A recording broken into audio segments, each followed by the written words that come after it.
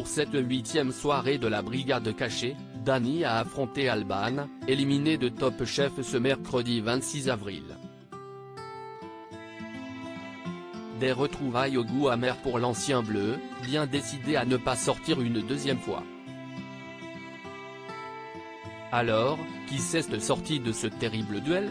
Télé Loisirs fait le point sur cet épisode riche en émotions. Grand écart cette semaine dans Top Chef. Après nous avoir embarqués au Crillon pour une cuisine de palace, le concours culinaire de M6 fait la part belle aux grandes tablées familiales et à leurs plats conviviaux. Pour la première épreuve, c'est le chef Michel Roth qui les a mis au défi sur un produit phare de notre quotidien, les pâtes. Mais avant d'être jugé par le chef meilleur ouvrier de France, les assiettes ont été scrutées par les proches des candidats. Un premier coup d'œil qui a permis à Hugo et Alban de partir avec une petite longueur d'avance, 3 points, talonnés par Carla, 2 points, tandis que Jérémy et Mathieu et Jean et Sarika affichaient un petit point. Après dégustation, Michel Roth a préféré les assiettes de Jean et Sarika, qui ont proposé une raviole tressée agrémentée d'une bisque de poisson de roche, et Carla, qui a brillé avec des berlingots tricolores, les qualifiant d'office pour la semaine prochaine. Top Chef 2023, qui a été éliminé du concours de M6 ce mercredi 26 avril. C'est donc la brigade orange, constituée de Mathieu et Jérémy, et une partie de la brigade bleue, avec Hugo et Alban, qui se sont frottés à la dure loi de l'épreuve éliminatoire. Le pâtissier Julien Dubourg leur a demandé de réaliser une tarte salée ou sucrée sans pâte. Et s'il y en a un qui s'est démarqué sur cet exercice, c'est Jérémy. Le quadragénaire a bouleversé le chef pâtissier installé sur la Côte d'Azur avec sa tarte aux champignons sur un lit de pommes de terre croustillantes façon rösti.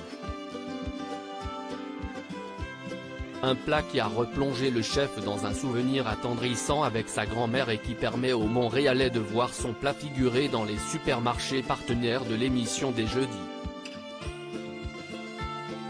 Autre candidat à s'être démarqué sur cette épreuve, Hugo, qui se qualifie ainsi pour la suite du concours grâce à une tourte végétale impeccablement maîtrisée. Après dégustation à l'aveugle, Glenn Viel a décidé de sauver l'assiette de Mathieu, qui reste donc dans sa brigade orange, provoquant ainsi l'élimination d'Alban. La brigade cachée de Top Chef, qui a été sauvée par Hélène Darroze dans l'épisode 8, c'est rebosté comme jamais qu'Alban devrait s'est relancé dans ce concours parallèle orchestré par Hélène Darroze. Elle y a retrouvé celui qu'elle avait éliminé de Top Chef quelques semaines plus tôt, Dany, qui est lui-même déjà venu à bout de cet adversaire. Leur objectif ? Faire fondre Hélène Darroze, et son acolyte du jour son cousin Jean-Charles, avec un dessert. Alban a choisi de bousculer complètement le jury avec un tiramisu à l'anchois.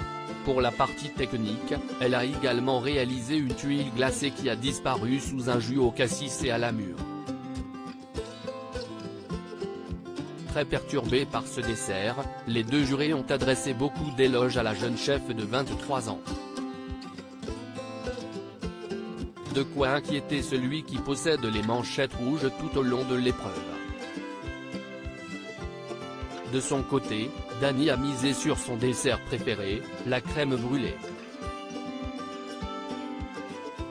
Le jeune homme a surmonté son dessert d'une barbe à papa qui l'a fait flamber, dévoilant ainsi un 4 en billes de pommes destiné à sa nouvelle mentor.